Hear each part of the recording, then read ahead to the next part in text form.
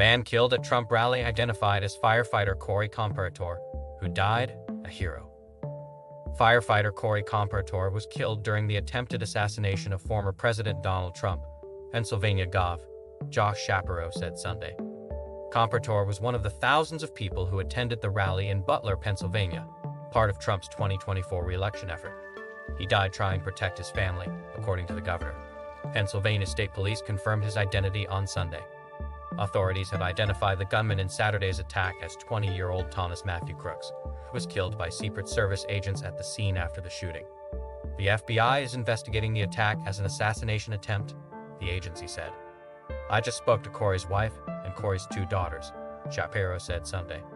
Corey was an avid supporter of the former president and was so excited to be there last night with him in the community, the governor said. I asked Corey's wife if it would be okay for me to share that we spoke. She said yes. She also asked that I share with all of you that Corey died a hero, Shapiro added. Corey dove on his family to protect them last night at this rally. Corey was a girl dad. Corey was a firefighter. Corey went to church every Sunday. Corey loved his community. Most especially, Corey loved his family, said Shapiro. Shapiro said he has directed flags be flown at half-staff in Comperatore's memory. In addition to Comperatore, 2 people were critically injured in the incident, according to Pennsylvania State Police. David Dutch, 57, of New Kensington, Pennsylvania, and James Copenhaver, 74, of Moon Township, Pennsylvania, are in stable condition, state police said in a press release. The Marine Corps League of Pennsylvania, Incorporated identified Dutch as a commandant in their organization's location in Westmoreland County. Vice Commandant Matt Popovich said on Facebook that Dutch underwent 2 surgeries after being shot in the liver and chest. These victims and their families are certainly in our thoughts today, said State Police Commissioner Colonel Christopher Paris. Pennsylvania State Police continue to work tirelessly alongside our federal, state, and local partners as this investigation continues. The former president was shot in his right ear, he said on social media, leaving his face covered in blood. A GoFundMe campaign for the victims' families, verified by the fundraising platform, had raised over $3 million by Sunday afternoon, more than tripled its initial goal. More than 42,000 donations have poured in, according to the website. Speaking Sunday afternoon, President Joe Biden expressed his condolences to Comperatore's family. We also extend our deepest condolences to the family of the victim who was killed, the president said. He was a father. He was protecting his family from the bullets being fired when he lost his life. God love him. We are also praying for the full recovery of those who were injured. Shots fired, then a bloody scene. Witnesses have described a wave of chaos and terror that unfolded after the shooter, perched on a rooftop just outside the venue, fired several shots from an AR-style weapon. As shots rang out and the former president ducked below the podium, swarmed by Secret Service agents, attendees screamed and crouched toward the ground, video from the scene shows. It was just the scariest thing. There was not a lot of places you could hide there, witness Amber DeFristia told CNN. DeFristia and her husband, Mike, captured video of the moment the shooter fired his gun. The video shows the gunman laying on the rooftop with his weapon drawn, and eventually shows the gunman deceased. When the couple realized he had a gun, Amber said she immediately began yelling at officers and pointing to where he was located. The couple said that many of the officers were too close to the building to see the gunman on the roof. Mike saw one officer attempt to climb onto the roof, but the officer eventually fell back to the ground.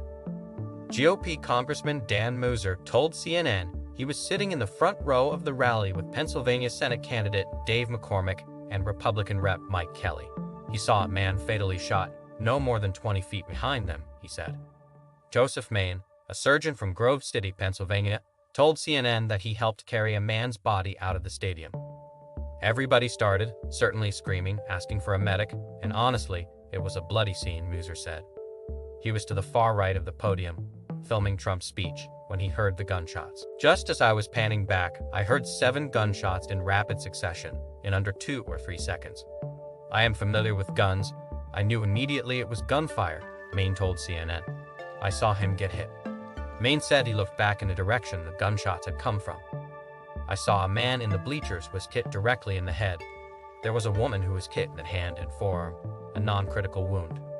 He said he went over to see if he could render any aid, but another doctor was already tending to the woman who'd been shot. I helped carry the body of the man out of the stands, he said.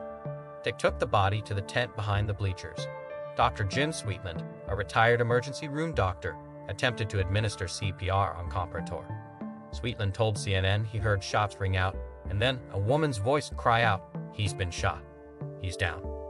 After performing CPR with the help of some bystanders, Sweetland looked up to see Comperatore's family and said the look on their faces is something I'll never forget. Sweetland said he wants to tell Comperatore's family, "Your father died a hero."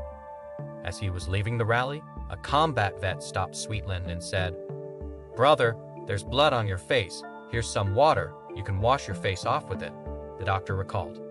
"That was another American reaching out to help me after I tried to help Corey, and to me that's what America is all about," he said. Republican Rep. Ronnie Jackson of Texas said that his nephew was also injured in the shooting. In an interview with Fox News, Jackson said his nephew was grazed in the neck. A bullet crossed his neck, cut his neck, and he was bleeding. The congressman called it a horrific experience. Another attendee who witnessed the shooting described an atmosphere of complete shock. "It was too close for comfort," Donna Hutz told CNN. She and her son were just a few rows in front of the attendees who were shot. She looked up and saw the injured attendees with lots of blood covering the bleachers, she said. The shooting created shockwaves around the world, with international leaders including Biden, UK Prime Minister Keir Starmer, and the Vatican condemning the attack and political violence more broadly. Authorities are still investigating both the shooter's possible motives and how he was able to access the area with a weapon. It is surprising, but all the details of that will come out in the investigation, FBI Special Agent in Charge Kevin Rojek said in a news conference when asked how the shooter was able to fire several shots.